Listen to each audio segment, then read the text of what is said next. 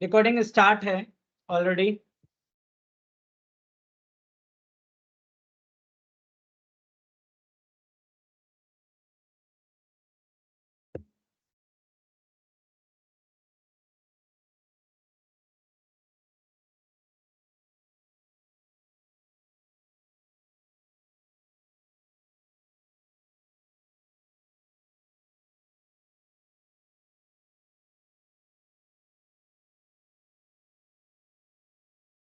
ठीक है, आज फोर्थ यूनिट स्टार्ट करेंगे बैंकिंग एंड इंश्योरेंस की, और विद इन 2 मिनट हम क्लास स्टार्ट करने वाले हैं। ठीक है, ओके।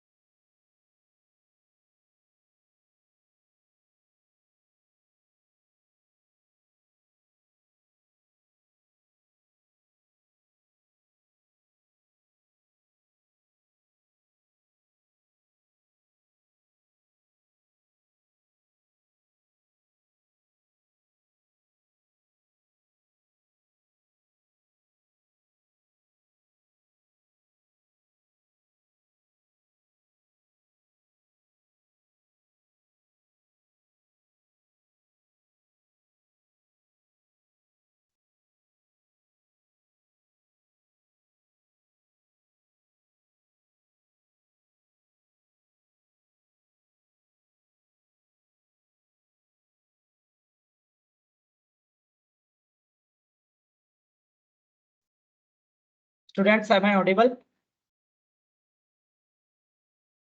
ओके, स्टार्ट करते हैं। बैंकिंग एंड इंश्योरेंस की आज हम फोर्थ यूनिट कवर करेंगे, और फोर्थ यूनिट में अकॉर्डिंग टू सिलेबस हम इंश्योरेंस के इंट्रोडक्शन एंड अदर थिंग्स, इसके nature, scope, types of insurance और ये सारी चीजें इसमें कवर करेंगे। ठीक है, स्टार्ट करते हैं। What is insurance? तो इंश्योरेंस क्या है, ये पहले आप अपने वर्ड्स में, अपने शब्दों में आप इसको डिस्क्राइब करें, सोचें इसके बारे में कि इंश्योरेंस क्या है। जो हमने आसपास लोगों से सुना है, जाना है इंश्योरेंस के बारे में, उसके अकॉर्डिंग इंश्योरेंस की एक इमेज हमारे माइंड में बनती है। और जो इमेज हमारे माइंड में बनती है, इंश्योरेंस का मतलब होता है एक सुरक्षा कवच, एक सुरक्षा प्रदान करना, एक ऐसा टूल्स जिसकी वजह से हम हमारी डिफरेंट टाइप ऑफ थिंग्स को, नीड्स को या अपनी लाइफ को सिक्योर मानते हैं, उसकी एश्योरेंस मानते हैं, जिसके लिए हमें एक पर्टिकुलर ऑर्गेनाइजेशन को, कंपनी को या एक ग्रुप ऑफ पीपल को हमें एक एक अंशदान, एक अपना अपना एक हिस्सा, एक कंट्रीब्यूशन देना होता है। और वो कंट्रीब्यूशन पूरा सबका मिलाने के बाद में इतना बड़ा हो जाता है कि जब किसी के साथ में कोई कैजुअलिटी होती है या किसी का लॉस होता है, उस नीड का, उस थिंग का या उसकी लाइफ का, तो हम इतने बड़े फंड में से, जो वो इकट्ठा हुआ है, उस फंड में से उस कंट्री सबके कंट्रीब्यूशन में से उसको उसके लॉस को पूरा करने के लिए एक अमाउंट पे कर सकते हैं, उसको एक सिक्योरिटी दे सकते हैं। लाइफ इंश्योरेंस के टर्म में हम किसी की लाइफ को उस मनी के साथ में, उस लॉस के साथ में कंपेयर नहीं कर सकते हैं, बट एक जीवन जीने के लिए, एक लाइफ को आगे बढ़ाने के लिए, एक ग्रोथ करने के लिए, एक जो अमाउंट होता है, एक जो नेसेसरी मनी होती है, जो उस टाइम पे हमें चाहिए होती है, जो प्रोटेक्शन हमें चाहिए होता है, जो हमें सपोर्ट चाहिए होता है, वो हम इसके थ्रू जरूर देते हैं। ठीक है, तो इन डीएस हमशेल वर्ड्स, डीएस हमशेल तो थिंकर हुए हैं, उन्होंने इंश्योरेंस के लिए कुछ वर्ड्स दिए हैं, कुछ उन्होंने डेफिनेशन दी है। उस डेफिनेशन को हम पढ़ते हैं कि insurance is defined as a social device. Insurance एक सोशल डिवाइस है, एक सामाजिक उपकरण है, एक इक्विपमेंट है, एक टूल है, जो इंश्योरेंस है, प्रोवाइडिंग फाइनेंशियल कंपनसेशन, जो कि वित्तीय कंपनसेशन या वित्तीय प्रतिपूर्ति, क्षतिपूर्ति प्रदान करता है, आपको एक कंपनसेशन अवेलेबल कराता है आपको फाइनेंशियल। और for the effect of misfortune, जो दुर्भाग्य है, कोई दुर्घटना है या मिस हैपनिंग है, उसके एवज में, उसके होने की वजह से, उसके घटित होने की वजह से आपको एक फाइनेंशियल कंपनसेशन प्रोवाइड कराता है। The payment being made from the accumulated contributions of all parties participating in the scheme। ठीक है, जो आपको कंपनसेशन है, जो आपको पेमेंट है, वो मिल रहा है किससे? जो एक्यूमुलेटेड कंट्रीब्यूशंस है, जो सभी का इकट्ठा हुआ एक फंड है, एक कंट्रीब्यूशन से इकट्ठा हुआ एक अमाउंट है, उसमें से जिसने पार्टी ने सभी पार्टियों ने उस स्कीम में जिन्होंने भी कंट्रीब्यूशन किया है, उसमें से आपको एक हिस्सा वित्तीय क्षतिपूर्ति के रूप में, फाइनेंशियल कंपनसेशन के रूप में आपको मिलता है। ठीक है, नेक्स्ट हम बात करें तो जो छोटी छोटी इसमें वर्ड्स आए हैं डेफिनेशन ऑफ अपने इंश्योरेंस में, उनको हम अभी डिस्क्राइब करते हैं। उसके लिए हम बोल सकते हैं कि एक cooperative device to spread the risk. ठीक है, ये कोऑपरेटिव डिवाइस है जो रिस्क के स्प्रेड को रोकने में मदद करता है, या स्प्रेड द रिस्क के लिए काम आता है। स्पेशली कोऑपरेटिव डिवाइस है, सभी के सहयोग से होता है। ठीक है, the system to spread the risk over a number of person who are insured against the risk. ठीक है, इसमें बेसिकली जो रिस्क कवर है वो सभी के ऊपर है, जिन्होंने भी इस स्कीम में अपने आप को इन्वॉल्व किया है, जिन्होंने भी कंट्रीब्यूट किया है, उन वो सभी इसमें इन्वॉल्व हैं। ठीक है, the principle to share the loss of each member of the society on the basis of probability of loss और देयर रिस्क। देखिए, इसका जो प्रिंसिपल है, जो इसका सिद्धांत है, वो ये है कि किसी एक का जो लॉस है, वो सभी जो उसमें इन्वॉल्व हैं, जो उसमें कंट्रीब्यूट कर रहे हैं, उनके ऊपर बराबर बराबर आएगा, बराबर बराबर वहन करेंगे वो। ठीक है, उनको बराबर उस फाइनेंशियल लॉस को पूरा करना होगा, जितनी भी पार्टी उस स्कीम में इन्वॉल्व है। The method to provide security against losses to the insured. ठीक है, ये एक मेथड है जो प्रोवाइड करता है सिक्योरिटी अगेंस्ट लॉस के अगेंस्ट। ठीक है, जो भी उसमें इंश्योर्ड हुए हैं, जो भी उस स्कीम में इन्वॉल्व हुए हैं। ठीक है,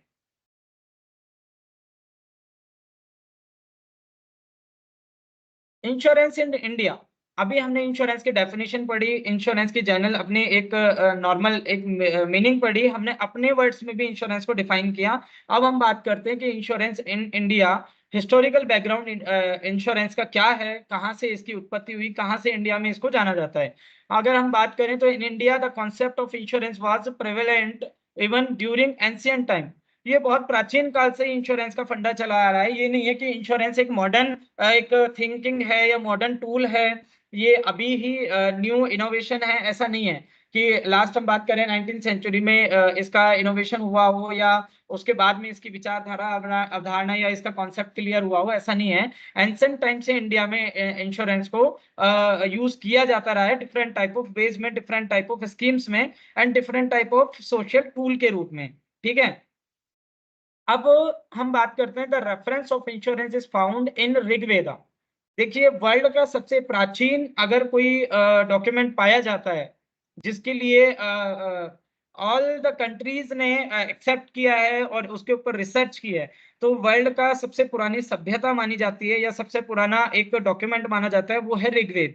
सबसे प्राचीन माना जाता है जो मिला है, जो फाउंड हुआ है, जिसको आर्कियोलॉजिकल सर्वे ऑफ इंडिया से लेकर के और वर्ल्ड की जो आर्कियोलॉजिकल एजेंसीज है उन्होंने भी डिफाइन किया है, उस ऋग्वेद में इंश्योरेंस का वर्ड यूज होता है with the name of योगक्षेम।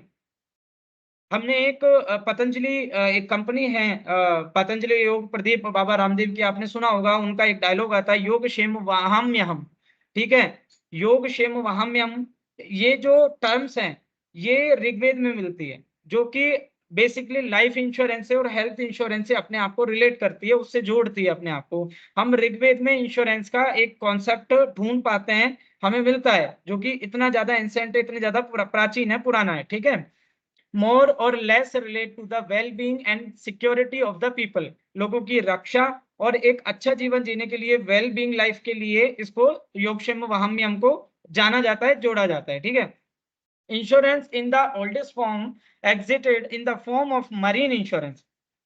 India में मैंने आपको कल भी बताया था कि हमारे इंडियन कल्चर में नॉर्थ इंडिया में व्हीकल इंश्योरेंस से रिलेटेड ज्यादा एक मोटर व्हीकल इंश्योरेंस हुआ, व्हीकल इंश्योरेंस हुआ, इनको ज्यादा हम प्रायोरिटी देते हैं। But in the south India and east India में अगर हम बात कर रहे हैं, या ईस्ट में जाएं, सेवन सिस्टर्स के इलाकों में जाएं, वे ऑफ बंगाल के साइड में जाएं, या फिर साउथ इंडिया में जाएं जहां पर अधिकतर जो है वो अपने ओशियन का पार्ट अपने कवर करता है, अपने समुद्र है वहां पर, और इनका अगर अपन बात करें तो वहां पर बोट इंश्योरेंस काफी ज्यादा इंपॉर्टेंस रखता है। ठीक है, वहां की जो जीवन स्तर है, लाइफ है, वहां की जो अपने एम्प्लॉयमेंट है वो डिपेंड करती है बोट के ऊपर। उनके जो लाइफ है वो चलती है समुद्र से रिलेटेड जितने भी बिजनेस होते हैं अपने, चाहे मछली का हो, सीप का हो, मोती का हो, या उससे बनने वाले इक्विपमेंट्स का हो, या उसमें पाए जाने वाले और दूसरे मिनरल्स से हों, उनसे रिलेटेड उनका लाइफ चलती है उनकी, और वो उनके लिए एम्प्लॉयमेंट जनरेट करता है। तो basically boat and ship and yards जो होते हैं वो रिलेट करते हैं उनके मरीन इंश्योरेंस से। ठीक है, मरीन से रिलेट करते हैं। तो इंडिया में सबसे प्राचीन अगर इंश्योरेंस अभी करंट वे में अगर हम देखें तो ये लाइफ इंश्योरेंस के बाद में या ऋग्वेदा के बाद में तो मरीन इंश्योरेंस के रूप में, बोट इंश्योरेंस के रूप में हमें वहां पर मिलता है। ठीक है, there was a contract of bottomry bond.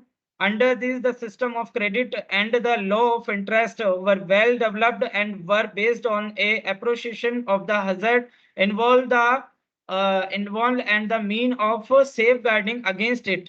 ठीक है, if the ship was lost, the loan and interest was forfeited. ठीक है, अगर आप किसी बोट का, या अब मैं इसको शॉर्ट फॉर्म में आपको समझाता हूँ कि किसी बोट का अगर आपने इंश्योरेंस कराया, उससे जुड़ी हुई चीजों का आपने इंश्योरेंस कराया, जो प्राचीन टाइम पे मिलता है, उनकी जो शर्तें मिलती हैं उसके अकॉर्डिंग अकॉर्डिंग कि सेफ गार्ड होना चाहिए, उसकी सेफ्टी से रिलेटेड सारे फीचर कंप्लीट होने चाहिए। इसके बाद में भी अगर वो लॉस्ट हो जाता है शिप या बोट, तो उसकी जो इंटरेस्ट रेट है या लोन जो था, जिससे जो आपने जिससे उधार लिया है, वो उसको माफ कर देता था। ठीक है, ये इंश्योरेंस की वहां की एक मरीन की, एक बोट की एंसेंट टाइम की एक टर्म्स थी। ठीक है, जो फाउंड होती है वहां पे डिफरेंट टाइप ऑफ डॉक्यूमेंट्स में। नेक्स्ट हम बात करते हैं फायर इंश्योरेंस की। ठीक है, marine insurance was followed by the fire insurance. Fire insurance marine insurance के बाद में इंडिया में इसके प्रमाण मिलते हैं, इसके अपन को सबूत मिलते हैं। It had been originated in Germany in the beginning if the in the 16th, ये इफ नहीं है, इन है। ठीक है, beginning in the 16th century. 16th century में फायर इंश्योरेंस के लिए जर्मनी में इसके अपन को डॉक्यूमेंट मिलते हैं, कुछ सबूत मिलते हैं। ठीक है,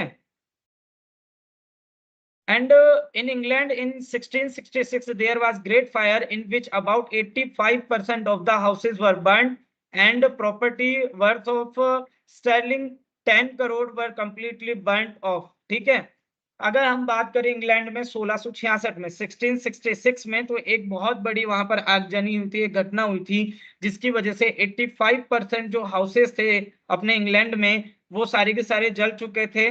बहुत जबरदस्त वहां लोन लॉस हुआ था, और इन 1666 में अप्रोक्सीमेटली 10 करोड़ का वहां पे लॉस हुआ था।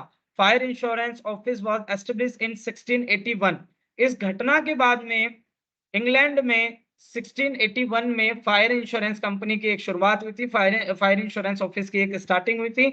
After this fire insurance spread all over the world. इसके बाद में फायर इंश्योरेंस एक टर्म ऑल ओवर वर्ल्ड में फैल चुकी, और वहीं से इसका ओरिजिन माना जाता है, वहीं से इसकी स्टार्टिंग मानी जाती है। ठीक है, क्या मेरी स्क्रीन अवेलेबल है या नहीं है? ओके।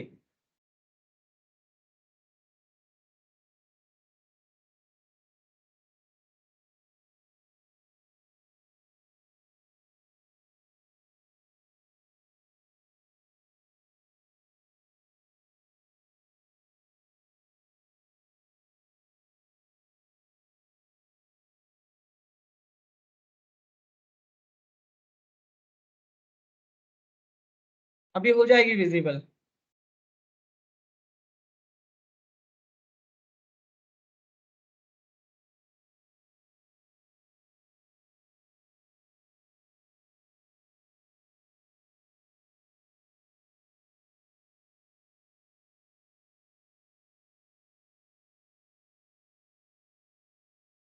ठीक है, आगे इसको कंटिन्यू करते हैं।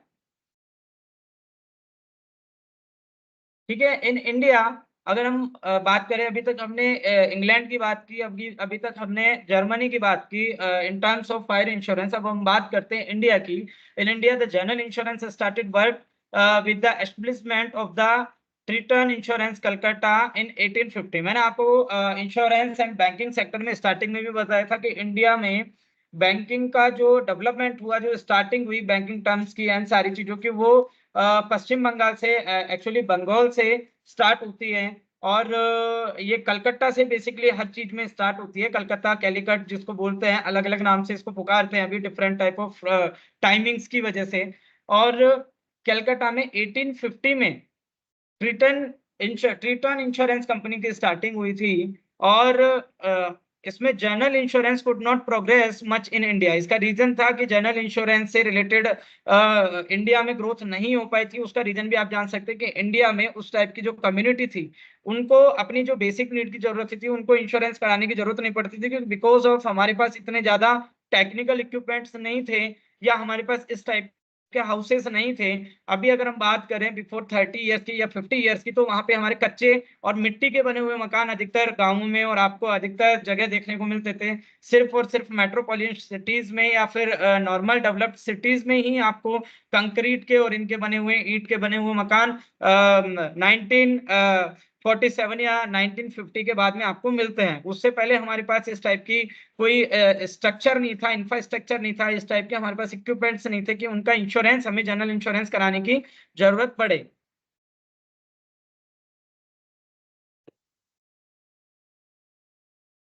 तो फर्स्ट लाइफ इंश्योरेंस पॉलिसी, ठीक है, अभी तक हमने मरीन इंश्योरेंस की बात की, और अभी तक हमने इसमें फायर इंश्योरेंस की बात की। अब हम इसमें बात करते हैं। The first life insurance policy was of William Gibbons on June 1653, 1653 में, 1653 में 18 जून को अगर हम बात करें, तो विलियम गेबन्स का एक रिकॉर्ड मिलता है जिसमें उन्होंने लाइफ इंश्योरेंस पॉलिसी कराई हुई थी।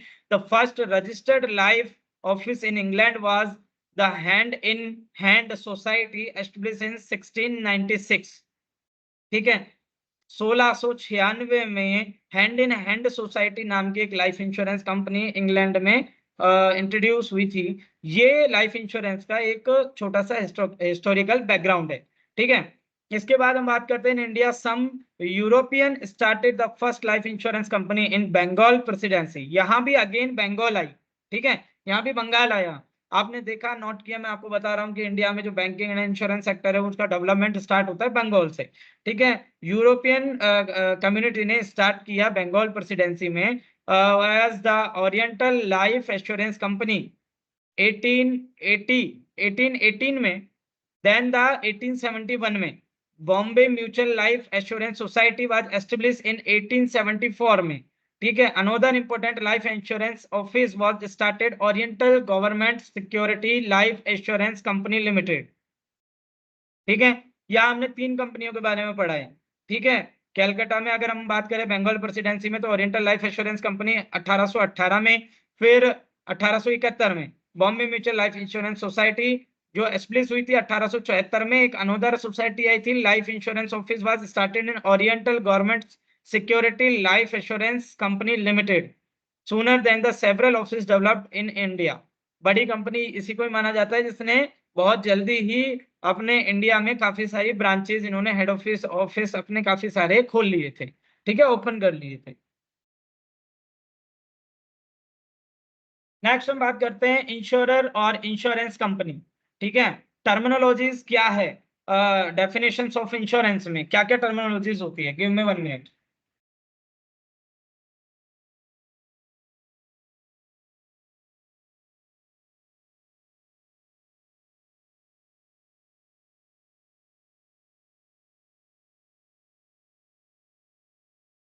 आज टॉपिक्स को हम थोड़ा जल्दी कवर करने की कोशिश करेंगे।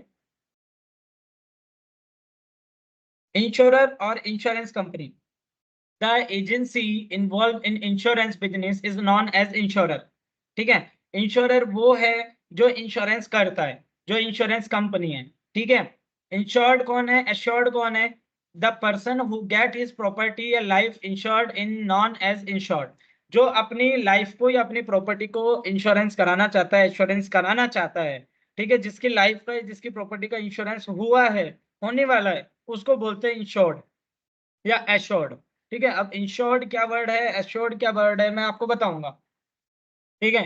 पॉलिसी, द एग्रीमेंट और कॉन्ट्रैक्ट, एक ऐसा कॉन्ट्रैक्ट या एक ऐसा बॉन्ड या एक ऐसा डॉक्यूमेंट जिसको या एक ऐसा एग्रीमेंट जिसकी वजह से इंश्योरर एंड इंश्योर्ड के बीच में एक कॉन्ट्रैक्ट होता है, एक एग्रीमेंट होता है जिसको पॉलिसी बोलते हैं अपन, ठीक है। Which is put in writing is known as policy, ठीक है, वो जो लिखित में है, दोनों के बीच में एग्रीमेंट या कॉन्ट्रैक्ट, वो पॉलिसी कहलाती है, ठीक है। Premium, the consideration in return of which the insurer undertakes to make goods the loss or give a certain amount in case of life insurance is known as premium। Basically premium वो contribution है जो insurer को insured के द्वारा पे किया जाता है उसकी लाइफ या उसकी प्रॉपर्टी के इंश्योरेंस या एश्योरेंस के बदले में, ठीक है। जो एक सबकी तरफ से एक कंट्रीब्यूशन होता है, एक बिग फंड बनता है और उसके बाद में उस फंड में से जिसका लॉस हुआ है उसको फाइनेंशियल अपन कंपनसेशन पे करते हैं, ओके।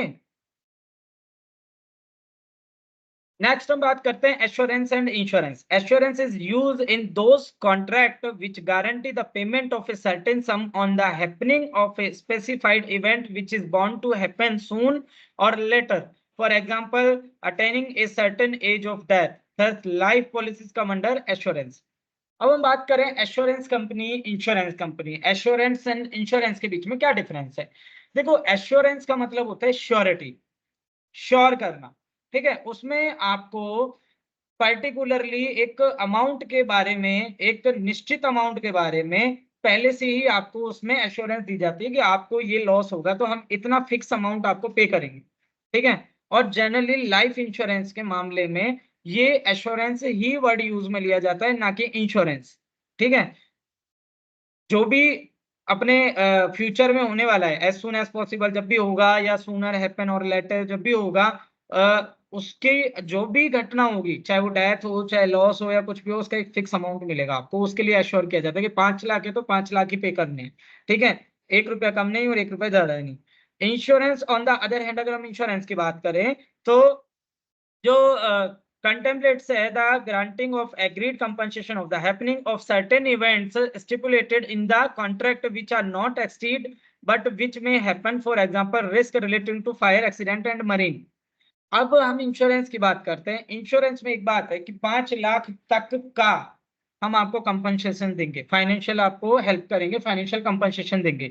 आग लगी और उस बिल्डिंग का अगर इंश्योरेंस 4 लाख का था, 5 लाख का था, आग लगी और अगर उसमें सिर्फ फर्नीचर ही फर्नीचर जला, उसमें बाकी चीजें नहीं जली, तो जो फर्नीचर का अमाउंट है केवल वो पे किया जाएगा, चाहे आपकी बात हुई थी 5 लाख रुपए की, चाहे आपका कॉन्ट्रैक्ट हुआ था 5 लाख रुपए का, बट जो एक्चुअल जो आपका एक्सीडेंट में जो नुकसान हुआ है, एक्चुअल जो आपकी फायर में जो जला हुआ है, मरीन में आपका जितना नुकसान हुआ है, केवल उतना ही अमाउंट आपको इंश्योरर के द्वारा पे किया जाएगा इंश्योर्ड को, समझ रहे हैं। तो एश्योरेंस वो है कि एक फिक्स अमाउंट, एक फिक्स सम, एक फिक्स अवधि पे, चाहे वो मैच्योरिटी हो या डेथ हो या कुछ भी हो, आपको पे किया जाएगा, 1 रुपया कम नहीं, 1 रुपया ज्यादा नहीं। लेकिन अगर इंश्योरेंस की बात करें तो उसमें ये डिसाइड नहीं होता है कि आपको फाइनेंशियल लॉस कितना, लेकिन उससे ज्यादा नहीं होगा। आपने 5 लाख का करवाया इंश्योरेंस और आपका नुकसान हो गया 10 लाख रुपए का, तो आपको 10 लाख पे नहीं होंगे। बट अगर आपने 5 लाख का इंश्योरेंस करवाया है फायर में, मरीन में या एक्सीडेंटल में, और आपका नुकसान होता है 2 लाख का, तो आपको 2 लाख पे होंगे, 5 लाख पे नहीं होंगे। ठीक है, इज दैट क्लियर? नेक्स्ट हम बात करते हैं नेचर ऑफ इंश्योरेंस।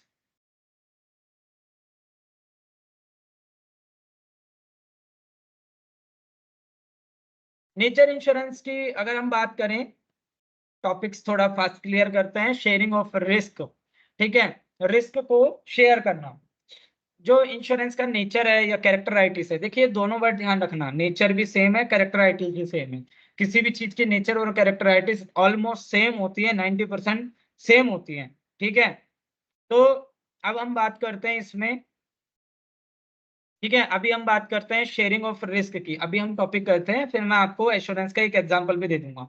ठीक है, नो इशू। एश्योरेंस में अगर बात करें तो जैसे किसी पर्सन ने अपने लाइफ इंश्योरेंस कराया 10 लाख रुपए का, ठीक है, और उसने कराया 10 साल के लिए, तो या तो मैच्योरिटी पे उसको 10 लाख रुपए मिल जाएंगे, या फिर 2 साल बाद 3 साल बाद उसकी डेथ हो जाती है तो उसको 10 लाख रुपए मिल जाएंगे।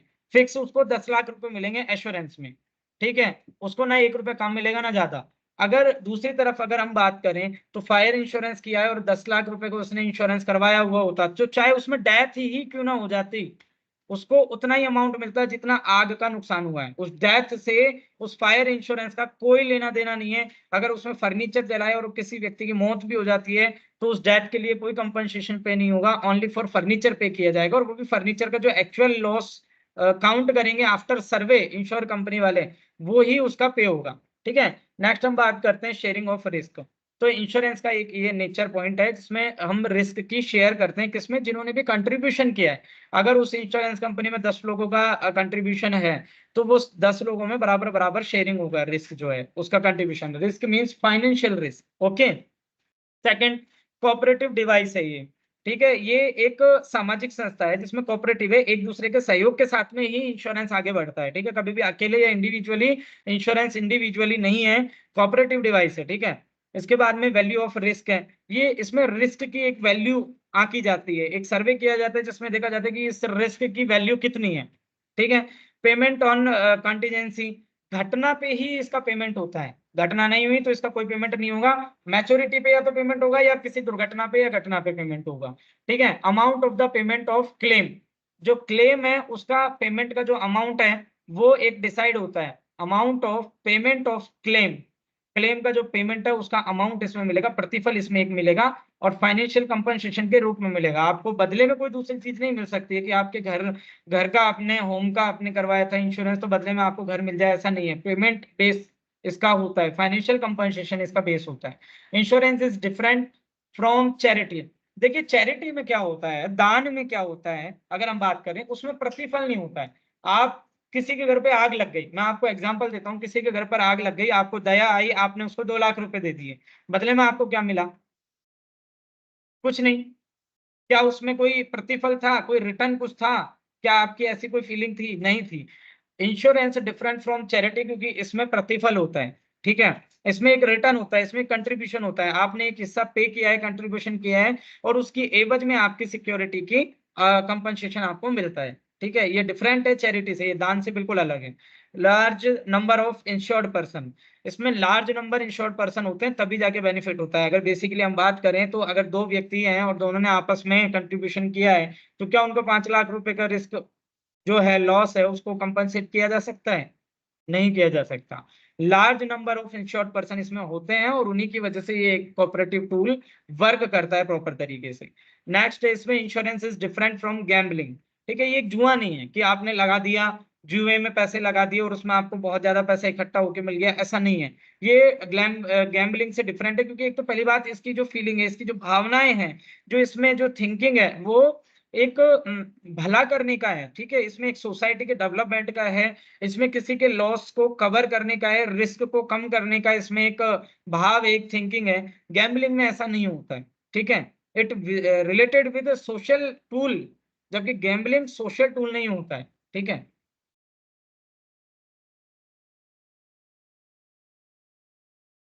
Functions of insurance.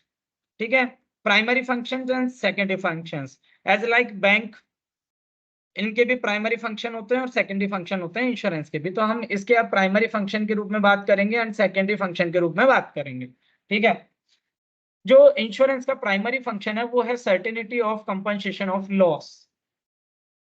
ठीक है, सेकंड है इंश्योरेंस प्रोवाइड्स प्रोटेक्शन, ये इसका प्राइमरी फंक्शन है। थर्ड है रिस्क शेयरिंग। ठीक है, हम बात करते हैं सबसे पहले रिस्क शेयरिंग से, कि जो प्राइमरी फंक्शन है उसमें सबसे पहला काम होता है रिस्क शेयरिंग का। इंश्योरेंस एक ऐसा डिवाइस है, एक ऐसा टूल है, इंश्योरेंस एक ऐसा कॉन्सेप्ट है जिसमें हम अगर 10 लोग हैं तो 10 लोग आपस में सिर्फ इसलिए इकट्ठे हुए हैं कि हम एक दूसरे के रिस्क को शेयर कर सकें इन फाइनेंशियल वे। देखिए, एक पर्सन है, ठीक है, उस पर्सन से उस घर में बहुत कुछ रिलेट करता है, चाहे वो मेल हो चाहे फीमेल हो। अगर वो कमा रहा है या कमा रही है, ठीक है, उसकी अर्निंग की वजह से एजुकेशन, घर के खर्चे, सारी चीजें रिलेट करती हैं। और इन फ्यूचर अगर एकदम सडनली उसकी डेथ हो जाती है तो उसकी वजह से पूरा की पूरा जो स्ट्रक्चर था फैमिली का वो डिस्टर्ब हो जाता है। उसके बाद उस स्ट्रक्चर को डेवलप होने में, उसको उस लेवल पे आने के लिए बहुत टाइम चाहिए, 2 साल 3 साल 4 साल चाहिए होते उस फैमिली को रनिंग में आने के लिए। उसके ऊपर जो रेस्पॉन्सिबिलिटीज थी वो हर किसी को ट्रांसफर नहीं हो सकती है। उन मैनर में, उस मैनर में, उस कंडीशन में उस कंपनी को फाइनेंशियल, उस घर को, उस फैमिली को फाइनेंशियल सपोर्ट के द्वारा एक सपोर्ट दिया जाता है। एक एक रिस्क से उसकी मतलब उसकी जो सर्वाइविंग है उसको थोड़ा बढ़ाया जाता है ताकि वो सर्वाइव कर सके, उसको एक फाइनेंशियल कंपनसेशन मिले जिससे कि वो तुरंत संभल जाए, सर्वाइव कर पाए। तो रिस्क शेयरिंग एक बहुत बड़ा टूल है सोसाइटी में, जिसकी वजह से एक फैमिली, एक सोसाइटी को स्ट्रेंथ मिलती है। इंश्योरेंस का प्राइमरी फंक्शन यही है कि वो सबके रिस्क को बांटता है आपस में।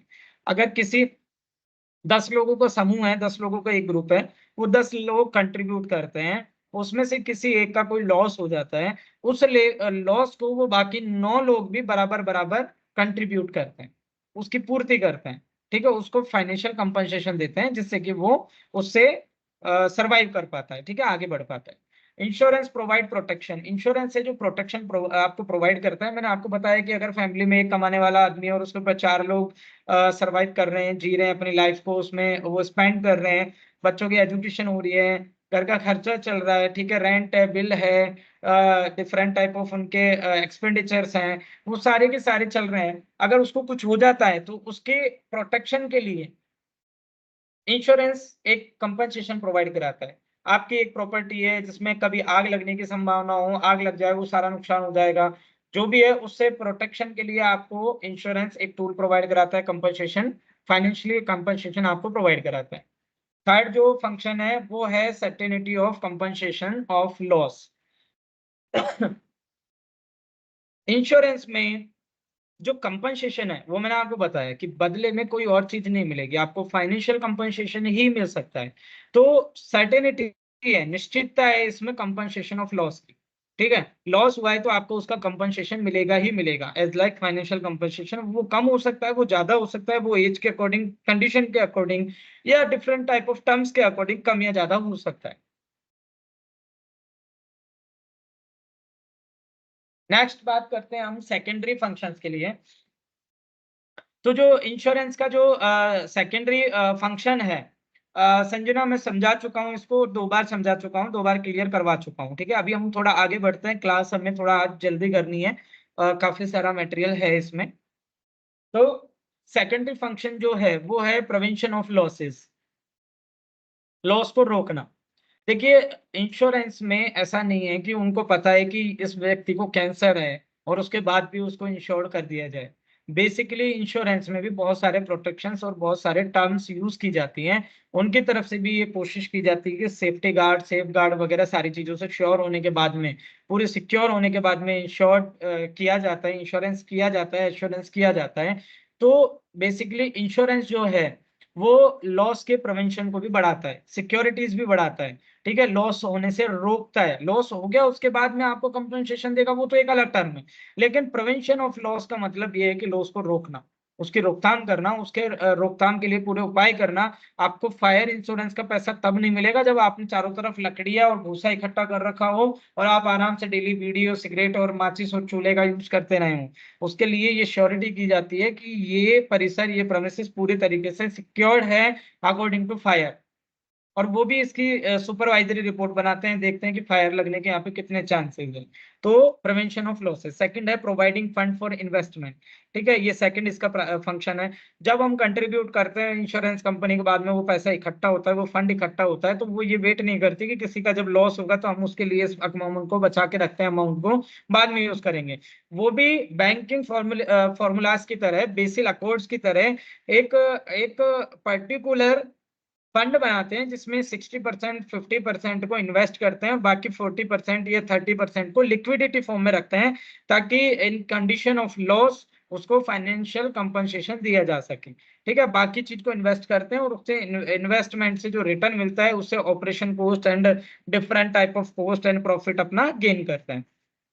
थर्ड है इंश्योरेंस इंक्रीज एफिशिएंसी। इंश्योरेंस की वजह से एफिशिएंसी इंक्रीज होती है।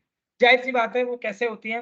एक इंडस्ट्रियलिस्ट ने अपनी इंडस्ट्री का इंश्योरेंस करवा लिया, ठीक है, और अपने इंडस्ट्रियलिस्ट ने इंश्योरेंस करवाया उस इंडस्ट्री का। उसके बाद में वो काफी ज्यादा एफिशिएंटली, काफी ज्यादा सिक्योर होके उसमें अपने ओपन माइंडेड होके वर्क कर सकता है, मैन्युफैक्चरिंग कर सकता है। आज मैंने 10 करोड़ रुपए लगाए और कोई इंडस्ट्री खोल ली, और उसके बाद में एक प्रॉब्लम होगी कि मेरे मन में हमेशा डर रहेगा कि ये चलेगा नहीं चलेगा, पता नहीं क्या, मैं एक स्ट्रेस में, एक प्रॉब्लम, एक टेंशन के साथ में वर्क करूंगा वहां पे। बट अगर मुझे ये पता है कि मैंने 10 करोड़ रुपए किसी मैन्युफैक्चरिंग यूनिट में लगाए हैं और मैंने उसका इंश्योरेंस करवा लिया, तो मेरा फुल ऑफ माइंड ये रहेगा, हाँ, ओपन माइंड थिंकिंग के साथ में अपना वर्क कर पाऊंगा, स्ट्रेस फ्री होकर के, कि हाँ मेरा इंश्योरेंस है, अगर मुझे कोई लॉस होता है तो वो मुझे कंपनसेशन देंगे, नो इश्यू। और मैं ओपन माइंडेड होके फुल एफिशिएंसी के साथ में वर्क कर पाऊंगा, प्रोडक्शन कर पाऊंगा, काम कर पाऊंगा। ठीक है, सॉल्यूशन टू सोशल प्रॉब्लम्स। सामाजिक जो समस्याएं हैं उनकी ये सॉल्यूशन है। अब मैंने आपको अभी थोड़ी देर पहले एक फैमिली का स्ट्रक्चर बताया था कि वो कमाने वाला है, इस तरह की प्रॉब्लम है, उसको कुछ हो जाता है, मिसहैपनिंग हो जाती है। मान लीजिए किसी का घर है, उसने बेचारे ने बहुत मेहनत करके लोन लेके उसको बनाया है घर को, सडनली उसमें आग लग जाती है, उससे नुकसान हो जाते हैं, कौन पे करेगा? कोई भी नहीं। बट अगर वो इंश्योरेंस करवा लेता है, फायर इंश्योरेंस करवा लेता है, तो सोशल जो उसको प्रॉब्लम होगी, ठीक है, सोशल प्रॉब्लम मीन इस तरह के जो लावारिस, बेसहारा, या इस तरह की फैमिली, या इस तरह के लॉसेस के बाद में जो सोसाइटी का लॉस होता है, जो उनका सामाजिक हास होता है, नुकसान होता है, उसको हम कंपनसेट कर सकते हैं फाइनेंशियली। ठीक है, उनको एक स्ट्रॉन्ग बना सकते हैं, सपोर्टिव बना सकते हैं, उनको सर्वाइवल बना सकते हैं। ठीक है, फिर आता है last point, encouragement of saving. जो लाइफ इंश्योरेंस है बेसिकली, वो तो सेविंग को इनकरेज करता है। आपको पता है कि मैच्योरिटी पे एक अमाउंट मिल जाएगा, अगर किसी व्यक्ति की कोई डेथ या एक्सीडेंट नहीं हुआ तो वो ये एज लाइक आपकी सेविंग वर्क करता है। इसके अलावा डिफरेंट टाइप ऑफ इंश्योरेंस आपकी सेविंग की जो आपकी कैपेसिटी है उसको डेवलप कर देते हैं। आप मंथली प्रीमियम पे करते हैं जिससे कि आपके सेविंग हैबिट भी डेवलप होती है। तो encouragement for saving, encouragement of saving, इस पे इंश्योरेंस वर्क करता है। ये सेकंड इसके फंक्शंस थे।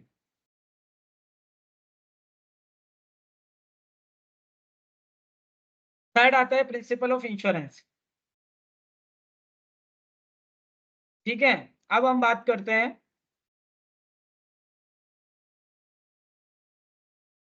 कोऑपरेटिव डिवाइस का मतलब होता है एक दूसरे के सहयोग के साथ।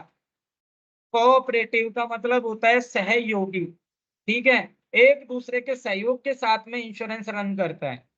ठीक है, कभी भी इंश्योरेंस इंडिविजुअली वर्क नहीं कर पाता है। एक अकेला आदमी आपको इंश्योरेंस का जो कंपनसेशन है वो नहीं दे सकता। ये कोऑपरेटिव एक टर्म है, कोऑपरेटिव टूल है, ये एक कोऑपरेटिव डिवाइस है, क्योंकि ये सभी के सहयोग के साथ में बढ़ता है। ठीक है, अब हम बात करते हैं principle of insurance. The basic principle which govern the insurance are. कौन कौन से हैं इंश्योरेंस के बेसिक प्रिंसिपल्स, वो मैं आपको बताता हूँ।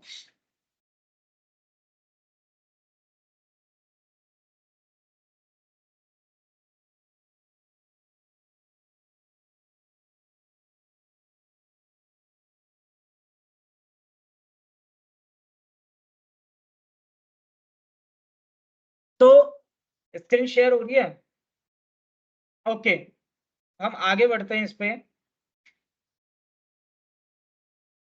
The basic principal of insurance अगर बात करें तो अटमोस्ट गुड फेथ। ठीक है। एक आपसे विश्वास बढ़ाना, अधिकतम सदविश्वास जो होता है इंश्योरेंस में वो होता है। इंश्योर्ड का इंश्योरेंस पे, अपने इंश्योर्ड का इंश्योरर पे और इंश्योरर का इंश्योर्ड पे एक अधिकतम सदविश्वास होना चाहिए, एक अच्छा गुड फेथ उनका डेवलप होना चाहिए। ऐसा नहीं हो, देखिए ये दोनों, ये टर्म, ये प्रिंसिपल इसलिए रखा है कि एक अच्छे इंश्योरेंस के लिए आपको एक दूसरे के ऊपर विश्वास, ठीक है, each other good faith develop करना पड़ता है, जिसमें ये है कि जो इंश्योरेंस करा रहा है उसको ये विश्वास होना चाहिए कि जब मेरा कोई लॉस होगा तो ये जो इंश्योरर है ये मेरे लॉस को कंपनसेट करेगा, फाइनेंशियली कंपनसेशन देगा। सेकंड, इंश्योरर जो है उसका उसको ये विश्वास होता है कि जो ये इंश्योर्ड पर्सन है इसने अपनी कोई भी जानकारी नहीं छुपाई है और ये मेरे को पूरी इंफॉर्मेशन दी है इन्होंने अपनी हेल्थ के बारे में, अपनी कंडीशन के बारे में, या जिस भी चीज की इन्होंने इंश्योरेंस करवाने के लिए अप्लाई किया है वो इन्होंने सब कुछ सच बोला है। तो दोनों के बीच में आपसे विश्वास होना चाहिए, गुड फेथ होना चाहिए। नेक्स्ट है इंश्योरेबल इंटरेस्ट। इंश्योरेबल इंटरेस्ट का मतलब होता है कि किसी भी पर्सन का हम इंश्योरेंस नहीं करा सकते हैं और इसके लिए एक इंश्योरेबल इंटरेस्ट होना जरूरी है। आप किसी दूसरे के घर का फायर इंश्योरेंस नहीं करवा सकते, ठीक है। आप अपने ही घर का फायर इंश्योरेंस करा सकते हैं, उसमें आपका एक इंश्योरेबल इंटरेस्ट होना जरूरी है। आप किसी दूसरे की वाइफ का इंश्योरेंस नहीं करा सकते, आपकी खुद की वाइफ होनी चाहिए तभी आप इंश्योरेंस करवा पाएंगे। आप अपने बच्चों का इंश्योरेंस करा सकते हैं, आपका एक इंश्योरेबल इंटरेस्ट होना उसमें जरूरी है। आप अपनी प्रॉपर्टी का इंश्योरेंस करा सकते हैं क्योंकि उसमें आपका इंटरेस्ट है, ठीक है। फिर हम बात करते हैं इंडेमिनिटी। तो इंडेमिनिटी की अगर हम बात करें इसमें, तो जैसे कि मनी का है या ये मरीन का है या फायर का है, इसका जो इंश्योरेंस होता है उसमें हम इंडेमनिटी की बात करते हैं। तो ये कि जो बेसिकली जो मतलब अपना वास्तविक जो उसका नुकसान हुआ है, रियल में जो उसका एक लॉस हुआ है, केवल वो ही पे होगा। जो मैंने आपको फायर इंश्योरेंस और मरीन इंश्योरेंस के बारे में बताया था कि अगर आपने 5 लाख का इंश्योरेंस कराया और 2 लाख का नुकसान है तो केवल 2 लाख का ही फाइनेंशियल कंपनसेशन मिलेगा। जो वास्तविक नुकसान है, जो वास्तव में आपको जो लॉस हुआ है, केवल वो। तो इंडेमिनिटी की जो टर्म है या प्रिंसिपल्स हैं वो बेसिकली लागू होती है अपने फायर और मरीन इंश्योरेंस पे, ठीक है। इसके बाद हम बात करते हैं कंट्रीब्यूशन। तो एक निश्चित कंट्रीब्यूशन इसमें होना चाहिए। अलग अलग कंट्रीब्यूशन होता है इसमें, किसी का कितना कंट्रीब्यूशन एज के अकॉर्डिंग या कंडीशन के अकॉर्डिंग या उसकी हैबिट के अकॉर्डिंग या डिफरेंट टाइप ऑफ टर्म्स के अकॉर्डिंग कंट्रीब्यूशन सबका अलग अलग होता है और एक निश्चित कंट्रीब्यूशन होना जरूरी है। सबका एक निश्चित योगदान, एक निश्चित contribution as as a principle premium, एक प्रीमियम के फॉर्म के रूप में होना जरूरी है, ठीक है। और अगर हम बात करें इसमें जैसे कि सब सब्रोगेशन है इसमें एक टर्म। तो जो सब्रोगेशन टर्म्स हैं उसका जो रियल में अगर हम बात करें तो जैसे कि स्वामित्व हस्तांतरण या उसकी ऑनरशिप है उसको अपन किस तरह से इसमें ट्रांसफर कर सकते हैं, उसके बारे में इसमें बात की गई है कि जैसे कि मैं आपको बताऊं, अभी फायर इंश्योरेंस है और फायर इंश्योरेंस में आपने फर्नीचर का इंश्योरेंस करवाया हुआ था। तो फर्नीचर का जो इंश्योरेंस हुआ है उसमें आग लगने के बाद में फर्नीचर का नुकसान हो गया, 70% तक फर्नीचर जल चुका। कंपनी ने आपको उस फर्नीचर के एवज में फाइनेंशियल कंपनसेशन दिया 1 लाख रुपए का। तो इसके बाद में वो जो फर्नीचर है वो उस कंपनी का पास में उसका ओनरशिप ट्रांसफर हो जाती है, उसके स्वामित्व का हस्तांतरण हो जाता है, ठीक है। अब ओनरशिप उस कंपनी की है, वो उस फर्नीचर को बेचे, तोड़े फोड़े, किसी और को बेचे, सेल करे, खुद यूज करे, कुछ भी कर सकती है। ऐसा नहीं है कि वो आपके घर का पार्ट था, आपके पास था, वो जल गया है, उसका आपने कंपनसेशन ले लिया है तो अब उसको कबाड़ी को बेचने का काम भी आप करेंगे, उसके ऊपर मालिकाना हक, ओनरशिप उसकी है, फाइनेंशियल कंपनी की है, ठीक है। अब अगर हम बात करें अगला,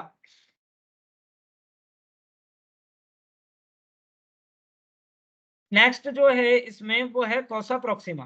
कोसा Proxima is a important term of insurance, ठीक है। और इंपॉर्टेंट टर्म होने की वजह से कोसा प्रोक्सिमा को एक डिफरेंट इसकी फीलिंग आती है, एक डिफरेंट इसका नेम काउंट होता है। कई बार शॉर्ट नोट में इसको यूनिवर्सिटी ने पूछा है, इंश्योरेंस के उसमें अगर शॉर्ट क्वेश्चन आते हैं तो उसमें इसको कोसा प्रोक्सिमा को टर्म को बेसिकली पूछ लेते हैं। तो उसका जो क्या नाम से अपना इसका जो मीन है वो है बेसिकली कोसा प्रोक्सिमा का, कि आपको ऐसा नहीं है कि आपने इंश्योरेंस करा दिया तो आप उस चीज को जलने दो।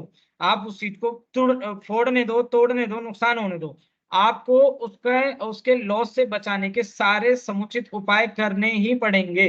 ऐसा नहीं है कि आग लगने के बाद में आपने चेयर बिछाई, चश्मा लगाया और आप बैठ गए, अब मैं देखूंगा फायर सीन कि किस तरह से जल रही है बिल्डिंग। ऐसा नहीं होना चाहिए, क्योंकि आपके मन में ये फीलिंग है कि मेरा तो फुल इंश्योरेंस है और मेरी 5 लाख की प्रॉपर्टी है और 5 लाख का मेरा इंश्योरेंस है, तो अगर ये आग से पूरी जल जाती है तो मुझे कोई प्रॉब्लम नहीं है, मुझे तो मेरी कंपनी इसका नुकसान दे देगी, कंपनसेशन, फाइनेंशियल कंपनसेशन दे देगी। ऐसा नहीं है, आपको उसके बचाने के, उसको रोकने के, आग को रोकने के, उस नुकसान को रोकने के जितने भी अधिकतम प्रयास हो सकते थे वो करने पड़ेंगे और करने चाहिए, अदरवाइज आपको कंपनसेशन नहीं मिलेगा।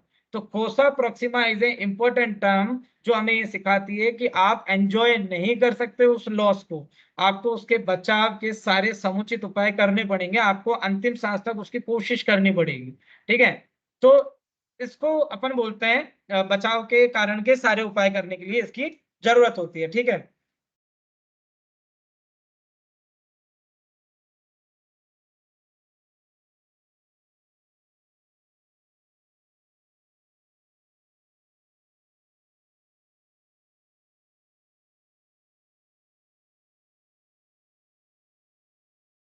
1 मिनट।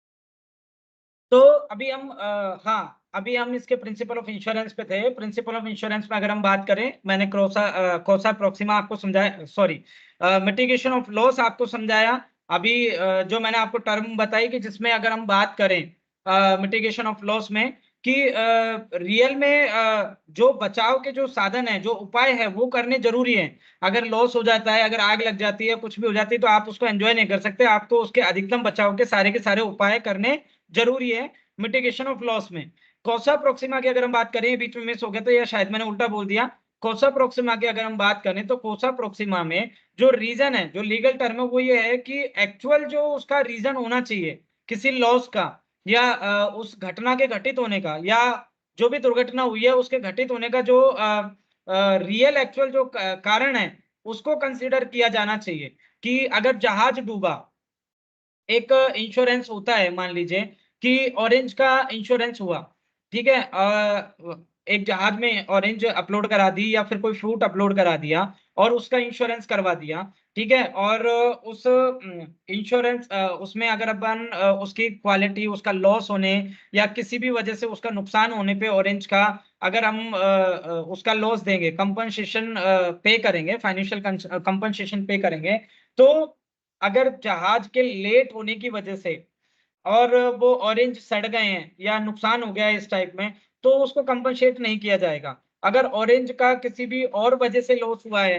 या ऑरेंज अपने आप सड़ गया या किसी और वजह से लेट हो गई, अब जहाज के लेट होने की वजह से कंपनी उस ऑरेंज का लॉस को पे नहीं करेगी, वो फिर जहाज पे करेगा, ठीक है, वो शिप पे करेगा। अगर कोस्टा प्रोक्सिमा की बात करें कि जैसे मान लो कई बार बात करें कि एक टर्म थी एक बार कि जहाज अगर डूबेगा तो उसका लॉस जो कंपनसेट है वो किया जाएगा।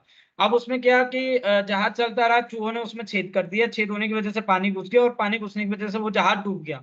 तो उसमें रियल में जो वो था लॉस, वो चूहों की वजह से हुआ था, ना कि उस जहाज के भिड़ंत की वजह से या किसी और वजह से डूबने की वजह से था, तो उसको कंपनसेट नहीं किया गया, ठीक है? तो different type of term and condition and legal terms इसमें यूज़ की जाती हैं कि एक्चुअल में जो उस लॉस का रीज़न रहा है, उस रीज़न को देखा जाएगा, अदरवाइज़ नहीं किया जाएगा, ठीक है? कि मतलब किसी भी वजह से हुआ हो तो उसको कर दें, किसी की भी वजह से नुकसान हुआ हो या कोई भी वजह रही हो, उसको कंपनसेट नहीं किया जाएगा, उसको एक रिलेट करके देखा जाएगा, वो कोसा प्रोक्सिमा में माना जाता है। और मिटिगेशन ऑफ लॉस का मैंने आपको बताया था कि आप एन्जॉयमेंट नहीं कर सकते, उसको बचाने के अधिकतम उपाय आपको करने ज़रूरी है। फिर हम नेक्स्ट बात करते हैं benefit of the insurance, role and importance of insurance. देखिए मैंने आपको पहले ही बोला था कि बेनिफिट्स हो, रोल हो या इंपोर्टेंस हो, ये सारी की सारी अधिकतर एक दूसरे से रिलेटेड टर्म होती हैं और एक दूसरे के साथ में होती हैं, ठीक है? तो benefit of insurance can be divided into these categories: benefits to individual, benefits to business or industry and benefits to the society, ठीक है? फर्स्ट अगर हम बात करें तो benefit to the individual, individual के लिए इंश्योरेंस के बेनिफिट क्या-क्या हैं? बेनिफिट टू इंडिविजुअल अगर हम बात करें तो वो है insurance provide security and safety, ठीक है? एक पर्सन को एक इंडिविजुअली जो इंश्योरेंस है वो सिक्योरिटी और सेफ्टी प्रोवाइड कराता है, ठीक है? उसकी जान से, उसके सामान को, उसकी प्रॉपर्टी को या वो जिसको भी चाहता है उस चीज़ से उस चीज़ को सिक्योरिटी एंड सेफ्टी प्रोवाइड कराता है। सेकंड, एनकरेज सेविंग, तो इंडिविजुअल को सेविंग के लिए एनकरेज करता है ताकि वो प्रीमियम पे करता है तो उसकी एक सेविंग हैबिट बनती है, हैबिट ऑफ सेविंग वो बढ़ती है और वो आगे अगर इंश्योरेंस की टर्म खत्म होती है तो उस अमाउंट को वो सेविंग में भी डालता है और वैसे भी इंश्योरेंस का जो प्रीमियम है वो डिफरेंट टाइप ऑफ इंश्योरेंस में एज लाइक सेविंग ही काउंट होता है, ठीक है? उस पे इंटरेस्ट भी मिलता है और मैच्योरिटी पे वो आपको अमाउंट विद इंटरेस्ट पे होता है। फिर हम बात करते हैं प्रोवाइडिंग इन्वेस्टमेंट अपॉर्चुनिटी, तो ये इन्वेस्टमेंट अपॉर्चुनिटी प्रोवाइड कराता है इंडिविजुअल के लिए कि इंडिविजुअल पर्सन एक इन्वेस्टमेंट कर रहा है। अगर मैं आज 100 रुपीज़ 500 रुपीज़ की फिक्स्ड डिपॉजिट कराऊँ या रिकरिंग डिपॉजिट कराऊँ कि मंथली मुझे पोस्ट ऑफिस या बैंक में डिपॉजिट कराने हैं, तो मैं उसकी जगह 500 रुपीज़ का प्रीमियम भी पे कर सकता हूँ, जो कि मैच्योरिटी पे मुझे रिटर्न मिलता है।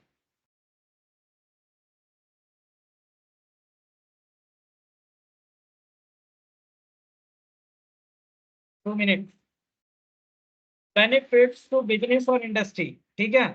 तो बिज़नेस और इंडस्ट्री के लिए इंश्योरेंस के क्या बेनिफिट्स हैं? एक तो पहली बात शिफ्टिंग ऑफ रिस्क, तो इंडस्ट्री या बिज़नेस जो है, उसमें जो रिस्क है, उसकी शिफ्टिंग हो जाती है थर्ड पार्टी के ऊपर, इंश्योरर के ऊपर, ठीक है? अब हमारा जो रिस्क है वो इंश्योरर पे करेगा, ठीक है? या जो कंट्रीब्यूट कर रहे हैं उस स्कीम में वो सब लोग मिलके पे करेंगे, ठीक है? तो वो शिफ्ट हो गया। सेकंड, एश्योरिंग एक्सपेक्टेड प्रॉफिट्स, ठीक है? एक्सपेक्टेड प्रॉफिट्स को एश्योर करता है कि हमें पता है कि हमारा कोई लॉस हो जाएगा तो इतना हमें इससे वापस मिल जाएगा, लाभ भी मिल जाएगा। या दूसरी बात करें कि एक्सपेक्टेड प्रॉफिट को एश्योर करता है इंडस्ट्री पर्पस से, क्योंकि वो आदमी बिना टेंशन के और बिना स्ट्रेस के वर्क करता है। तो जो उन्होंने प्रॉफिट डिसाइड किया है, उसको वो गेन करते हैं।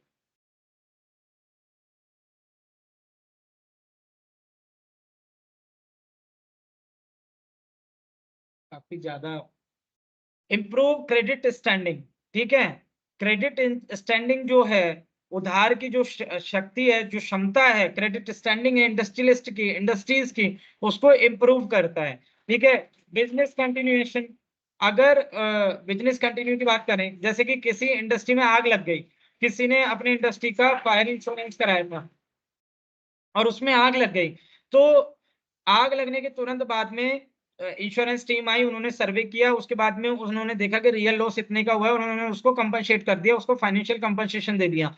तो जो बिजनेस था वो कंटिन्यू होता है इंश्योरेंस करवाने के बाद में। ये नहीं कि आग लग गई तो हमारा सब कुछ जल के नष्ट हो गया और उसके बाद में हमारे पास कुछ नहीं बचा, हम अपने बिजनेस को कंटिन्यू नहीं कर सकते। तो बिजनेस कंटिन्यूएशन में इंश्योरेंस बहुत ज्यादा हेल्पफुल है, उसका इंपॉर्टेंस है, ठीक है। नेक्स्ट हम बात करते हैं बेनिफिट्स टू द सोसाइटी। तो सोसाइटी के लिए क्या है, पहली बात तो कैपिटल फॉर्मेशन हो रही है। 50 लोग, 100 लोग, 50,000 लोग मिलके किसी इंश्योरेंस में, किसी इंश्योरेंस स्कीम में इन्वेस्ट कर रहे हैं, तो वहां पे क्या हो रहा है, कैपिटल बन रही है, एक बड़ा फंड बन रहा है, सभी का प्रीमियम, सभी का कंट्रीब्यूशन इकट्ठा हो रहा है और एक कैपिटल फॉर्मेशन हो रही है। और वो कैपिटल फॉर्मेशन कहाँ काम आएगी, वो भी किसी ना किसी इंडस्ट्री, किसी इन्वेस्टमेंट, किसी म्यूचुअल फंड, किसी सिक्योरिटी, किसी गवर्नमेंट पर्पज से काम आएगी। तो वो एक कैपिटल फॉर्मेशन होगी, ठीक है। इसके बाद में हम बात करें, हाँ अभी क्लियर कर लेंगे। सेकंड है इसमें जनरेटिंग एम्प्लॉयमेंट अपॉर्चुनिटीज, ठीक है। एम्प्लॉयमेंट अपॉर्चुनिटीज को जनरेट करता है सोसाइटी के बेनिफिट्स के रूप में, सोसाइटी के इंपोर्टेंस के रूप में। क्योंकि इंश्योरेंस की अगर बात करें तो आपने एलआईसी का स्ट्रक्चर देखा है ऑल ओवर इंडिया। एलआईसी में 1 लाख से ज्यादा एम्प्लॉयज पूरे ऑल ओवर इंडिया में काम करते हैं, और अगर इनडायरेक्टली बात करें तो उनके इतने सारे एजेंट हैं कि वो लगभग 5-7 लाख लोगों को इनडायरेक्टली एम्प्लॉयमेंट देते हैं, रोजगार देते हैं, ठीक है। वो सोसाइटी के लिए एम्प्लॉयमेंट जनरेट करते हैं। फिर हम बात करते हैं प्रोमोटिंग सोशल वेलफेयर। तो ये एक सामाजिक अवधारणा है। कोऑपरेटिव किसी ने पूछा था, मैंने आपको बताया था कि ये सहयोगी है, मतलब जो बात है कि आपस में मिलजुल कर एक दूसरे के साथ सहयोग की भावना से काम किया गया है। ऐसे ही प्रोमोटिंग सोशल वेलफेयर है, सामाजिक जो वेलफेयर है उसको डेवलप कर रहा है, ये उसको प्रमोट कर रहा है। एक दूसरे की मदद करना है, एक दूसरे के रिस्क को बेयरिंग करना, उसमें कंट्रीब्यूट करना है, इसकी थिंकिंग को, इसके कॉन्सेप्ट को बढ़ा रहा है। फिर नेक्स्ट है हेल्प्स कंट्रोलिंग इन्फ्लेशन, ठीक है। इन्फ्लेशन को कंट्रोल करने में हेल्प करता है, ठीक है। ये बहुत बेसिक पॉइंट है। इन्फ्लेशन को, महंगाई को, इन्फ्लेशन को कंट्रोल करने में हेल्प करता है, ठीक है। Next point type of insurance, ठीक है। अभी हम इंश्योरेंस में आगे भी नहीं आए, अभी हम फायर इंश्योरेंस पे नहीं आए हैं, इसलिए टाइप ऑफ इंश्योरेंस और ये सब चीजों को कंप्लीट करना अभी जरूरी है। There are two different views regarding classification in insurance, ठीक है। टाइप ऑफ इंश्योरेंस की बात करें तो फर्स्ट है the form of the business point of view, from the business point of view and from the risk point of view. तो first अगर हम बात करें तो बिजनेस पॉइंट ऑफ व्यू से इंश्योरेंस कौन कौन से होते हैं, और रिस्क पॉइंट ऑफ व्यू से इंटरेस्ट इंश्योरेंस कौन कौन से होते हैं, ठीक है।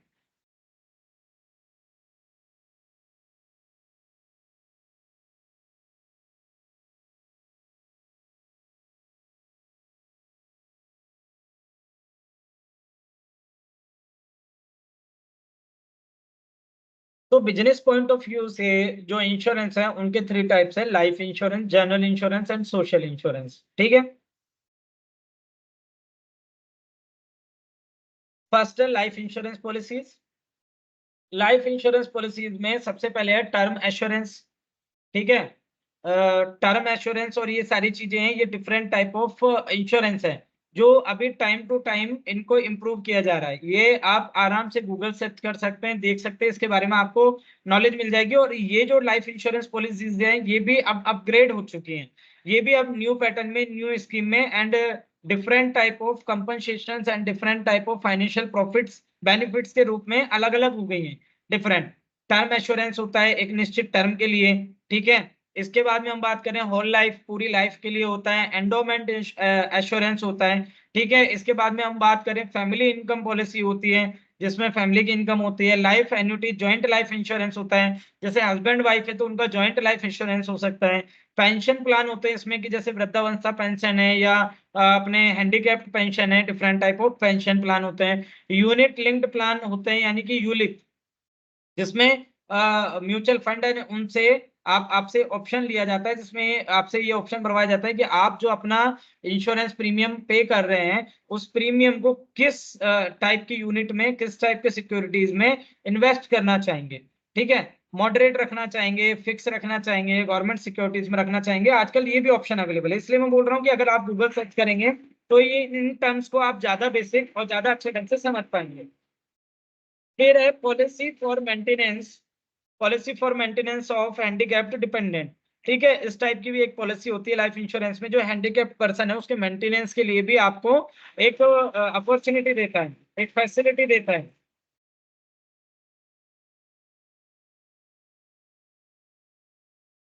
Next, endowment policies with health insurance benefit. ठीक है, एंडोमेंट पॉलिसी भी होती है जो हेल्थ इंश्योरेंस बेनिफिट के साथ में अवेलेबल होती है। तो ये different type of life insurance policies थी जिनको मैंने अभी आपको बताया है, आप आराम से इनको समझ सकते हैं। ये सिर्फ लाइफ इंश्योरेंस के बारे में पूछा जाएगा, different type of life insurance policies के बारे में आपसे एग्जाम प्रोस्पेक्टस में नहीं पूछा जाता है।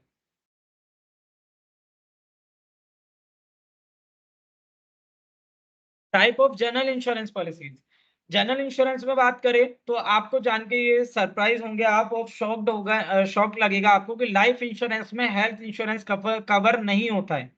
ठीक है, हेल्थ इंश्योरेंस कभी भी लाइफ इंश्योरेंस में नहीं होता है। Health insurance countable in general insurance, health insurance related with general insurance. ठीक है, तो हेल्थ इंश्योरेंस लाइफ इंश्योरेंस इसमें जनरल इंश्योरेंस में होता है। मेडिक्लेम पॉलिसी कि हम हॉस्पिटल जाते हैं, दिखा के आते हैं, वहां हॉस्पिटल में हमें एडमिट होने का, मेडिसिन का, प्रेस्क्रिप्शन का जो भी पे करना पड़ता है वो मेडिक्लेम पॉलिसी के अंतर्गत होता है। पर्सनल एक्सीडेंट पॉलिसी होती है, ग्रुप इंश्योरेंस पॉलिसी होती है। Group insurance policy basically industrialist या एम्प्लॉयर्स कराते हैं, वो अपने पूरे एम्प्लॉय के ग्रुप का एक इंश्योरेंस करवा देते हैं। या अपन बात करें कि इंडस्ट्रियलिस्ट हैं, वो अपने पूरे ग्रुप ऑफ एम्प्लॉयज का ग्रुप इंश्योरेंस करवा देते हैं। इन गवर्नमेंट में भी ग्रुप इंश्योरेंस पॉलिसीज होती है। ठीक है, अब बात करते हैं ऑटोमोबाइल इंश्योरेंस। वो आपने देखा ही है कि ऑटोमोबाइल में कार, बस, ट्रक, व्हीकल्स का जो है इंश्योरेंस वो होता है। नेक्स्ट है वर्कर्स कंपनसेशन इंश्योरेंस। तो वर्कर का जो कंपनसेशन है उससे रिलेटेड इंश्योरेंस होता है इंडस्ट्री में। ठीक है, लेबर प्रोस्पेक्टस से।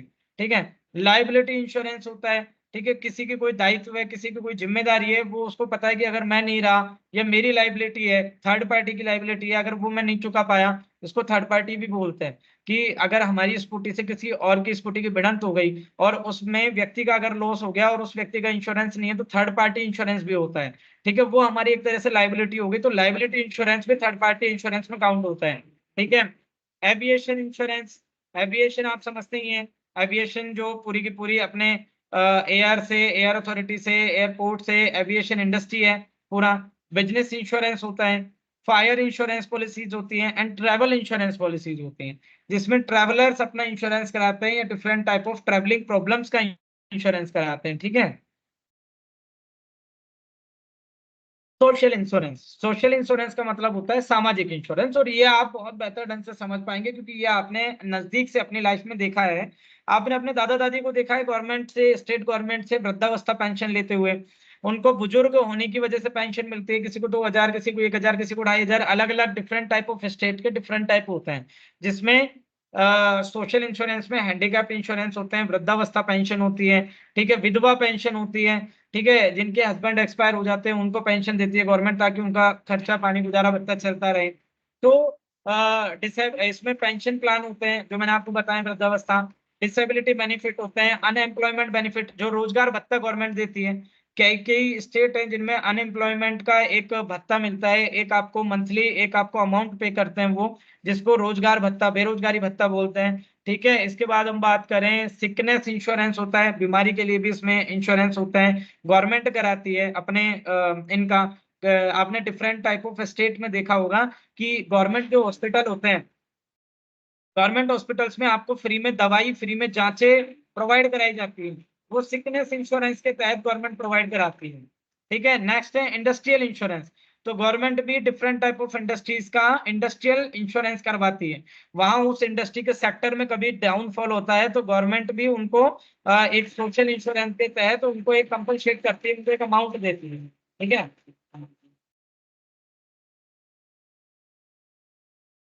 Risk point of view. तो आगे हम बात करते हैं रिस्क पॉइंट ऑफ व्यू। एक मिनट रुकिए।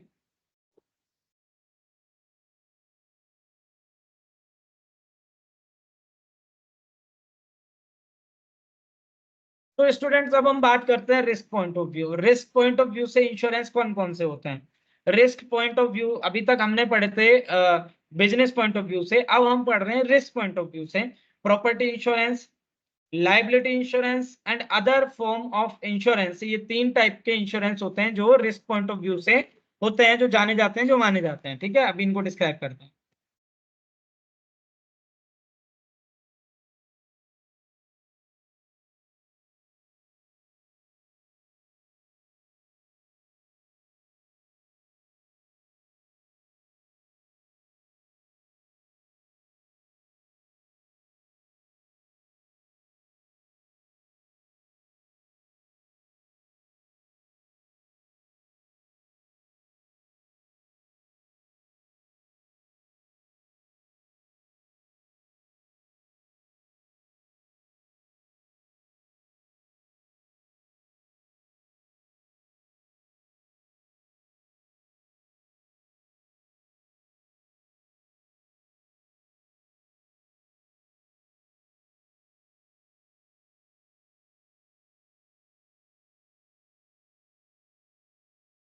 तो स्टूडेंट्स, अब हम इसमें बात करते हैं रिस्क पॉइंट ऑफ व्यू से property insurance, liability insurance and other form of insurance. ठीक है, तो प्रॉपर्टी इंश्योरेंस में fire insurance, marine insurance and miscellaneous insurance, 3 type के इंश्योरेंस होते हैं। फायर इंश्योरेंस में फायर किन किन कारणों से लगती है, कैसे लगती है, क्यों लगती है, उसके क्या रोकथाम हो सकते हैं, कितना कंपनसेशन होता है, डिफरेंट टाइप ऑफ फायर में कितना कंपनसेशन होता है, हाउस फायर में कितना कंपनसेशन है, क्या स्कीम है, इंडस्ट्रियल पर्पज से कितना है। तो प्रॉपर्टी इंश्योरेंस में फायर इंश्योरेंस होता है। सेकंड, मरीन इंश्योरेंस में शिप का, बोट का, यार्ड का, इनका इंश्योरेंस होता है, उसमें लदे हुए माल का इंश्योरेंस होता है, उनके लोन का इंश्योरेंस होता है। और यहाँ तक कि अपने साउथ इंडिया साइड में जब कोई बोट पानी में उतारी जाती है, मछुआरे जब जाते हैं मछलियों को लेने के लिए, तो 2-2 महीने में वापस आते हैं। ठीक है, 2-2 महीने में। या बे ऑफ बंगाल की बात करें, बे ऑफ बंगाल की, तो वहां जब मछुआरे पानी में समुद्र में उतरते हैं, बे ऑफ बंगाल में उतरते हैं, तो 2-2 महीने में वापस आते हैं। तो वो अपनी बोट का और अपने आप का इंश्योरेंस करा के जाते हैं, और यहाँ तक कि इस चीज का भी इंश्योरेंस करा के जाते हैं कि अगर मैं 2 महीने बाद लौटा तो मैं 2 लाख रुपए की मछली पकड़ के लाऊंगा या 1 लाख रुपए की मछली पकड़ के लाऊंगा। अगर ये नहीं होती है तो मुझे कंपनी पे करेगी इंश्योरेंस। ठीक है, कोई भी नेचुरल डिजास्टर होने पे या कोई भी नुकसान होने पे। तो इस टाइप का भी इंश्योरेंस वहां पर अभी चलित में है, प्रचलित है वहां पर। तो मरीन इंश्योरेंस के अंतर्गत शिप का, बोट का, यार्ड का, उनके माल का, उनके ऊपर लदे हुए माल का, आने जाने का, ट्रांसपोर्ट का, और यहाँ तक कि उनके लोन का, लोन के इंटरेस्ट का, और यहाँ तक कि वो जो जाते हैं और जो वो वहां से प्रोडक्ट निकाल के लेके आते हैं, लाएंगे या नहीं लाएंगे, इस चीज का भी इंश्योरेंस इसमें सम्मिलित है। ठीक है, इसके बाद हम नेक्स्ट टॉपिक में, नेक्स्ट यूनिट में ज्यादा आपको डीपली इसमें समझने का मौका मिलेगा फायर और मरीन में। नेक्स्ट है मिससेलेनियस इंश्योरेंस। इसमें motor disability, engineering and aviation, ठीक है, रिस्क क्रेडिट इंश्योरेंस है, कंस्ट्रक्शन रिस्क इंश्योरेंस है, ठीक है, मनी इंश्योरेंस है, बर्गलरी एंड थेफ्ट इंश्योरेंस है, ऑल रिस्क इंश्योरेंस। इसमें different type of risk insurance है कि हमारे सामान की चोरी हो जाने का रिस्क है, ठीक है, कोई नुकसान होने हो जाने का रिस्क है, ठीक है, मनी का इंश्योरेंस है, ठीक है, इसमें कंस्ट्रक्शन जो हो रहा है उसमें जो रिस्क होती है, कोई डेथ हो जाए, कोई कैजुअलिटी हो जाए, कोई नुकसान हो जाए, या उसकी पोस्ट बढ़ जाए, इस टाइप के इंश्योरेंस इसमें अवेलेबल है। इंजीनियरिंग टर्म्स के इसमें इंश्योरेंस अवेलेबल है। ठीक है, मोटर के, मोटर इंजन, इनके भी इसमें प्रॉपर्टी इंश्योरेंस में अवेलेबल है। ठीक है, नेक्स्ट आता है लाइबिलिटी इंश्योरेंस। ठीक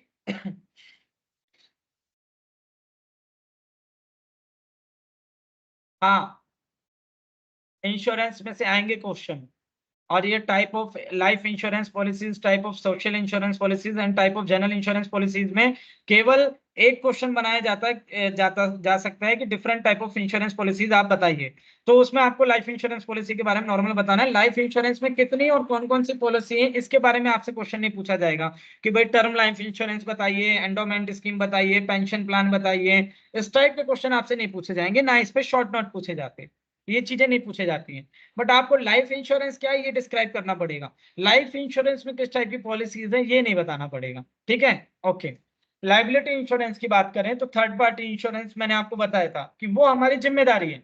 आज हमारे व्हीकल से हमारे चलाते वक्त में किसी और का अगर एक्सीडेंट हो जाता है तो हमारे व्हीकल का और हमारी लाइफ का तो इंश्योरेंस है उसमें, पर थर्ड पार्टी का क्या अगर उसको कोई इंजरी हो जाती है तो, या कुछ भी हो जाती है। और अगर डिफरेंट मैनर में बात करें तो हमारे व्हीकल को जब कोई और आदमी चला रहा हो और किसी और आदमी का अगर कोई लॉस हो जाता हो तो जो चला रहा है उसके इंश्योरेंस का क्या।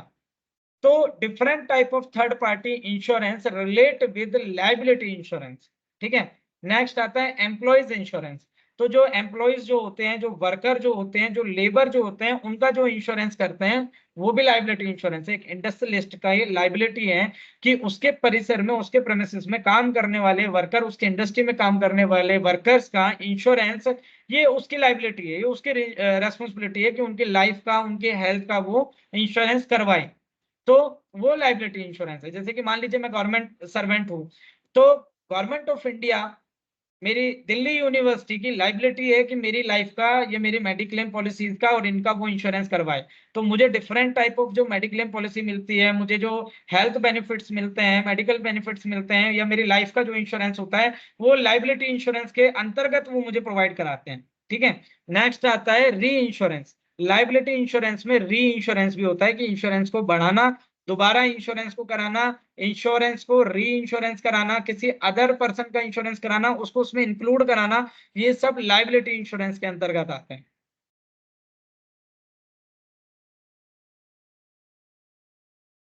लास्ट आता है इसमें अदर फॉर्म्स ऑफ इंश्योरेंस।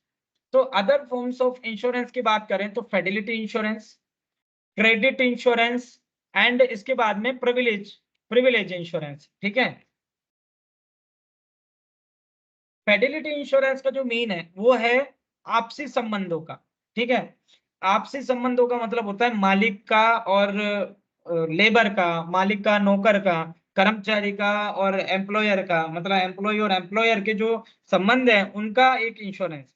किसी की मिल में, किसी की फैक्ट्री में, किसी के इंडस्ट्री में अगर कोई मशीनरी की वजह से किसी की कोई कैजुअलिटी हो जाती है तो वहां एक इनबिल्ट एक अंडरस्टूड एक टर्म होती है कि अगर यहाँ इंडस्ट्री में इसकी डेथ हुई है तो इसके मालिक को कंपनसेशन देना ही चाहिए, चाहे वो वर्कर की वजह से, खुद की, उसकी गलती की वजह से डेथ हुई हो, तो भी एक अंडरस्टैंडिंग होती है। आपने पढ़ा होगा कि उस फैक्ट्री में उस वर्कर की मशीन में फंसने की वजह से डेथ हो गई, लोगों ने जाम लगा दिया, फैक्ट्री को घेर लिया। तो लोगों ने ऐसा क्यों किया? क्योंकि ये एक अंडरस्टैंडिंग बनी हुई है कि अगर वो वर्कर वहां काम कर रहा है, कोई कैजुअलिटी हो जाती है, चाहे वो एम्प्लॉय की गलती की वजह से हुई हो, तो मालिक है, एम्प्लॉयर है, वो जिम्मेदार है उसका कंपनसेशन देने के लिए। तो आपसी संबंधों का, एक दूसरे के रिलेशन का, एक अच्छे गुड फेथ का, कर्मचारी और मालिक के रिलेशन का फेडिलिटी इंश्योरेंस होता है अदर फॉर्म ऑफ इंश्योरेंस में। ठीक है। फिर आता है क्रेडिट इंश्योरेंस। क्रेडिट इंश्योरेंस मतलब आपने किसी को उधार दिया है उसका इंश्योरेंस। अब ये कैसे, आपने किसी को उधार दिया है, इसका इंश्योरेंस कैसे होगा? मैं आपको बताऊंगा कि आजकल जो बैंक्स हैं, अगर बैंक से आपने होम लोन लिया, या बैंक से आपने एजुकेशन लोन लिया, या बैंक से आपने डिफरेंट टाइप ऑफ कोई भी लोन लिया, तो बैंक आपको जो लोन अमाउंट दे रही है 7 लाख, 10 लाख, 20 लाख, 30 लाख, 40 लाख, बैंक उसका किसी और इंश्योरेंस कंपनी से इंश्योरेंस कराती है कि अगर इस मेरे लोन लेने वाले, एडवांस लेने वाले, लोन एंड एडवांस लेने वाले, मेरा जो ये कस्टमर है, इसने अगर ये मेरा लोन नहीं चुकाया तो इसको आप चुकाओगे। और इसके लिए बैंक एक प्रीमियम अमाउंट फर्स्ट टाइम पे या एक ही इंस्टॉलमेंट में या बार बार के इंस्टॉलमेंट में उस थर्ड पार्टी, थर्ड बैंक को, थर्ड इंश्योरेंस कंपनी को पे करती है। तो ये मैंने खुद ने भी अपने रियल लाइफ में देखा है कि मेरे किसी रिलेटिव ने लोन लिया था और उस लोन के ऊपर उस बैंक से सिक्योर था, और वो रिलेटिव रिलेटिव एक्सपायर हो गया। तो बिकॉज उसके एक्सपायर होने की वजह से, एक्सीडेंटल, वो तो उसका लोन पे कर नहीं पाया बैंक का, तो बैंक ने थर्ड जो इंश्योरेंस कंपनी इन्वॉल्व थी उस लोन में, उस क्रेडिट इंश्योरेंस में, उससे वो लोन अमाउंट लिया, रिटर्न किया, उससे कंपनसेशन लिया, फाइनेंशियल कंपनसेशन रिसीव किया बैंक ने, और उसको सेटल किया मामले को।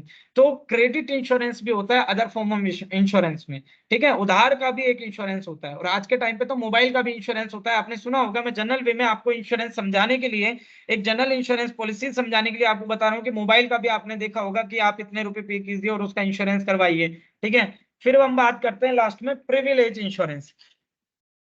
प्रिविलेज इंश्योरेंस का मतलब होता है पॉलिसी में चेंजेस करना। ठीक है।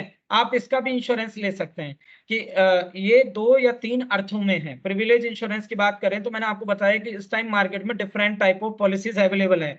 वो डिफरेंट टाइप ऑफ पॉलिसीज में कई बार आपको ये फाइंड करना मुश्किल हो जाता है कि इस इंश्योरेंस को, इस इंश्योरेंस पॉलिसी को, इस इंश्योरेंस स्कीम को किस कॉन्सेप्ट में रखें, किस स्कीम में काउंट करें। जनरल इंश्योरेंस है, लाइफ है, हेल्थ है, मेडिक्लेम है, कौन सा है। तो अदर फॉर्म ऑफ इंश्योरेंस में एक आता है प्रिविलेज इंश्योरेंस, जिसमें क्या होता है कि इन फ्यूचर अगर आपने आज जो इंश्योरेंस कराया है, इन फ्यूचर अगर आप इसमें कोई एड ऑन कराना चाहते हैं, अपने किसी पार्टनर को एड ऑन कराना चाहते हैं, आप इसमें किसी एक्स्ट्रा एड ऑन, किसी राइडर को, किसी बेनिफिट को इसमें इन्वॉल्व कराना चाहते हैं, या आपने कोई 10 साल बाद नया प्लान देखा हमारा और उस प्लान को आप इसमें चेंज करना चाहते हैं, तो आपको प्रिविलेज इंश्योरेंस कराना पड़ेगा। अगर आपका प्रिविलेज इंश्योरेंस नहीं है तो आफ्टर 10 इयर्स अगर कोई नए प्लान में आप उसको कन्वर्ट कराना चाहते हैं तो नहीं करा सकते। It is a policy, it is a term, it is a condition. But अगर आपने प्रिविलेज इंश्योरेंस करवाया हुआ है तो आफ्टर 10 इयर्स अगर इंश्योरेंस कंपनी ने, इंश्योरर ने, उस ऑर्गेनाइजेशन ने कोई न्यू प्लान अगर एक इंट्रोड्यूस किया और आपको लगा कि वो प्लान आपके लिए बेनिफिशियल ज्यादा है बजाय आपके करंट प्लान से, तो आप उसको according to privilege insurance change करा सकते हैं, री इंश्योरेंस करा सकते हैं। तो these type of insurance policies, insurance, insurance type, insurance functions and plan मैंने आपको आज समझाया है और आज आपको मैंने ये कंटिन्यू किया है पूरा। तो हम इसको आज क्लास को यहीं कंक्लूड करेंगे क्योंकि बेसिकली कुछ टेक्निकल इश्यूज हैं, उनकी वजह से मुझे ये क्लास आज यहाँ कंक्लूड करनी पड़ेगी। और इसके बाद में नेक्स्ट क्लास कल वही 3 बजे होगी और 3 से 5 का सेशन है। कल हम कुछ क्वेश्चन ऐड भी करेंगे और कुछ जो भी इंपॉर्टेंस टॉपिक या कुछ भी क्वेश्चन होंगे वो सब हम डिस्क्राइब करेंगे कि कितने नंबर्स उस टॉपिक को दिए जा सकते हैं या कितने नंबर के questions university last few years में पूछती है ये क्वेश्चन पेपर्स में, ये हम कल डिस्कस करेंगे। ठीक है, ओके स्टूडेंट्स, थैंक यू।